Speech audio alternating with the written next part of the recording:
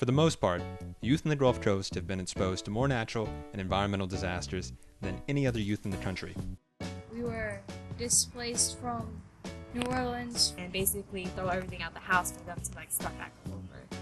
When the BP oil spill permeated the Gulf in 2010, the research team at the National Center for Disaster Preparedness at Columbia University and the Children's Health Fund knocked on 6,800 doors and interviewed nearly 1,500 families. The results were shocking. 2 of every 5 parents reported that their children had physical or mental health symptoms after the oil spill, and a similar number said that they had been economically impacted by it. The team wanted a way for the youth to be able to help themselves in the event of a disaster. They teamed up with the Center for Disaster and Risk Analysis at Colorado State University and came up with a solution, a youth empowerment program called SHORELINE, where youth help youth recover from disaster. This is the story of SHORELINE's first kickoff summit. The challenge is taking 60 youth from 5 different high schools who have never met one another, and in the span of less than 2 days, have the Shoreliners develop into a network and refine the skills they will need to create their disaster-related capstone projects at the end of the Shoreline year. We're here at the University of Southern Mississippi in beautiful Long Beach. You may even be able to see the shoreline behind us of the Gulf Coast.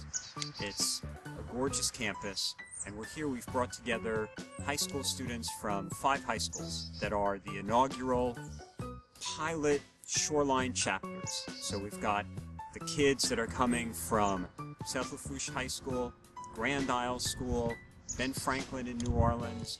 We've got Gulfport High School, and we've got Alma Bryant in South Mobile, Alabama. Co-creators David Abramson with Columbia University and Lori Peet with Colorado State University wanted this summit to be a place where the Shoreliners started thinking about the problems that youth and communities face in the aftermath of a disaster. After the summit, the youth will invent solutions to those problems. On the first full day of the summit, we asked all the Shoreliners to rank the skills they were most interested in. And from that, we assembled them into teams of specialists: the lead, design, resource, build, communication, logistics, and food team. In the first exercise, we presented the potential project to them, an internet youth cafe that could be mobilized in a post-disaster setting. So, okay, we can make it public information that in case of a disaster, we will have an internet cafe, and that if you're back early and you need somewhere to get clean water, electricity, internet, anything, that the cafe is there for you. And we can make that public information beforehand, but anything to support them, spread the information in real time after the storm. The next exercise brought them back to square one. What are the problems that youth and communities face? They had 10 minutes to enumerate as many problems as they can imagine, or that they had experienced themselves. Lack of communication, gasoline, not being able to return home. This was followed quickly with another speed round in which the Shoreliners had to identify solutions to some or all of these problems. These would be the potential building blocks of the capstone projects. Our problem statement is we lack supplies and some people lack the ability to help themselves. You don't necessarily have to help the coast by building something. You could also help it by interacting with people.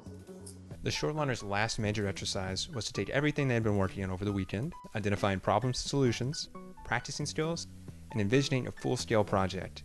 Each chapter sketched out their project and presented it back to the entire network. It's going to be a lot of before action and a lot of after action too.